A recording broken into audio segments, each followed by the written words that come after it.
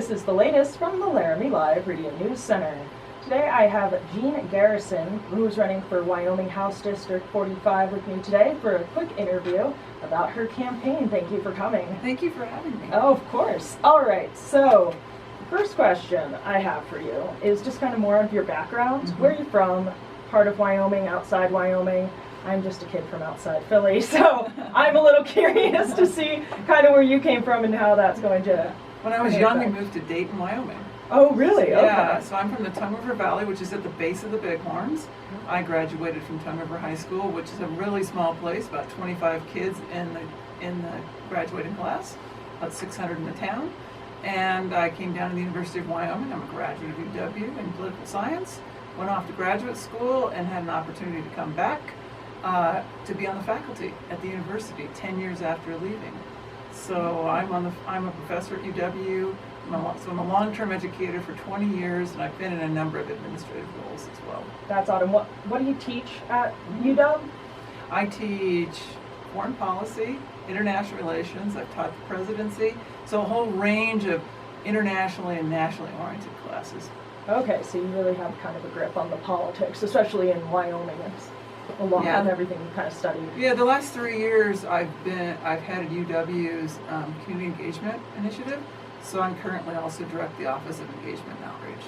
And that's about working with Wyoming communities. It's the land grant mission, UW's mission to serve the state of Wyoming. Okay, awesome.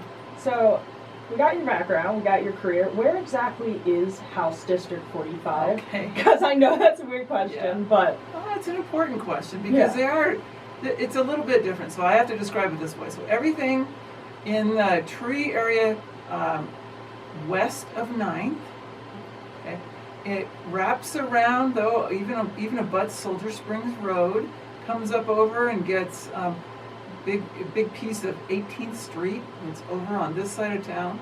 And then when you get down across campus, again below 9th, away from campus, then when you get to Clark, it cuts down to 4th, and it cuts across. It captures the whole business district. I call that the east side, between 9th and the business district, the west side, and all of West Laramie. So it goes around the airport and captures, it's a huge area. It's the most diverse district in the state of Wyoming. Oh, wow. Yeah, it captures a lot of different kind of people in the business district especially. I went through a couple of your issues, and I was just curious, kind of, if you can give an overview of kind of the big three you would like to focus on. Yeah, I'd love to do that. I just have to say that the big one is looking at Wyoming's economy. I mean, we're facing, 1.4 to 1.7 billion in deficit moving forward, and that is permanent. And so we have to figure out how to address that. And we have great needs at the state of Wyoming. And this trajectory was before COVID-19, and COVID-19 just made it deeper. And so for me, when you have that kind of fiscal environment, jobs, diversifying the economy, absolutely critical. We have to think about economic security of our families. The next one would be education. No surprise. Education is the path toward, economic security and a better life for people. And I'm an educator. I believe in strong public schools. I believe in strong public sector employment. Laramie is very dependent on public sector employment, not just the university, but the university is a chunk of that, schools, etc. And then I have to combine a couple. I have to say healthcare and expanding Medicaid is super important. And then serving our vulnerable populations. I have a couple of others. Public lands. I think we live in Laramie for a reason.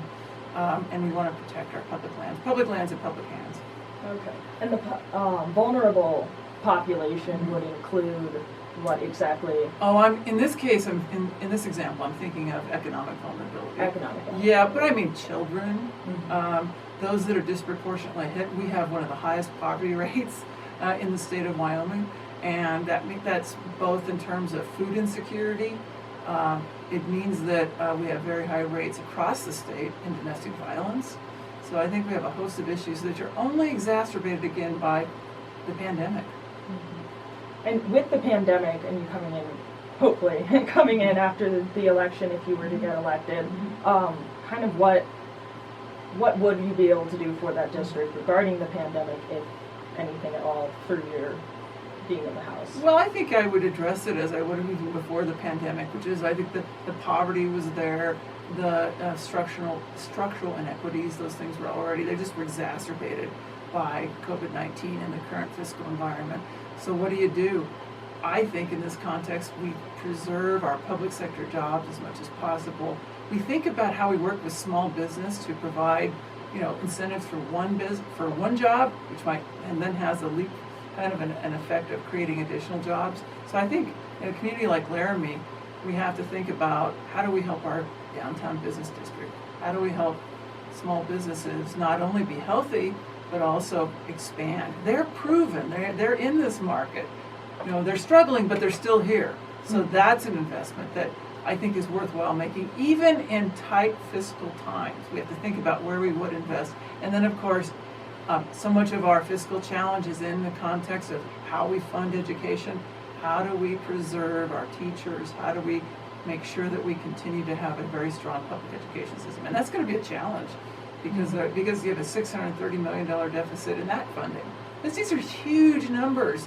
And I would say that the challenge is that we're in a bust cycle, you might say, but there's no boom in sight. So we really have to think about how we address this. I know you were a teacher at the university, but what other public service kind of did you do throughout the community with that? Yeah. I currently serve on the Laramie Main Street Board. Okay. That's part of my role at UW, as a matter of fact. I serve as a liaison between UW and certain groups here in the state of Wyoming, as well as here in Laramie. Another one that was just really fascinating for me was to be on the steering committee for Laramie's Thriving Community Strategic Planning process, and that had an economic focus as well. So that work over the last couple of years has really turned my interest and focus into local issues. I've always been interested in economic development and how you do policy in the context of challenges around the globe, and this was an opportunity to just make me realize that local issues and global issues, they're very similar. They're slightly different, but you know what? You have the same challenges here as you have in other places. And so it's been really fascinating to take that focus that I've had globally and translate it into what's going on here in Laramie. Okay, awesome. So is there anything else you had wanted to say to the people of Laramie in the House District 45? That you, basically, is there anything else you wanted to say? I think it's really important to think about how we do politics here in Wyoming. I am very much one who collaborates. When you're a Democrat in the House, you're one of very few. You're one of very few women. So you're bringing, once elected, you're bringing diversity automatically. House District 45 is currently held by a Democrat, so it's a seat to retain for us in the Democratic Party. But when you think about how do you govern in a state where you're part of a very small minority, it's really about how you collaborate. It's how you are persistent and how you work issues that are important to the people in your district, and to recognize that you work for them. And so you are really, you have a responsibility to do that. And the work I've done at the university, pushing causes that, a lot of times you're pushing a rock up a hill. And I think when we think about being effective as a Democrat over in Cheyenne, it's about reaching across the aisle. And I have to say that being a graduate of Leadership Wyoming and doing this community work that I've done over the last several years has really brought to bear an important resource that I could bring to help the people of House District 45. All right, awesome. How can people get in contact with you or volunteer? Oh, yeah, people can check out the website, which is garrisonforwyoming.com. They can check out Facebook, which again you can find by garrisonforwyoming.com. My email is jean@garrisonforwyoming.com. And I'll just give you a phone number, which is 307-760-9029. Drop me a line. Love to visit with folks. And if you want to volunteer, it's a great opportunity to be involved in local politics. All right, awesome. Thank you so much for coming in. Thank you for having me. Of course.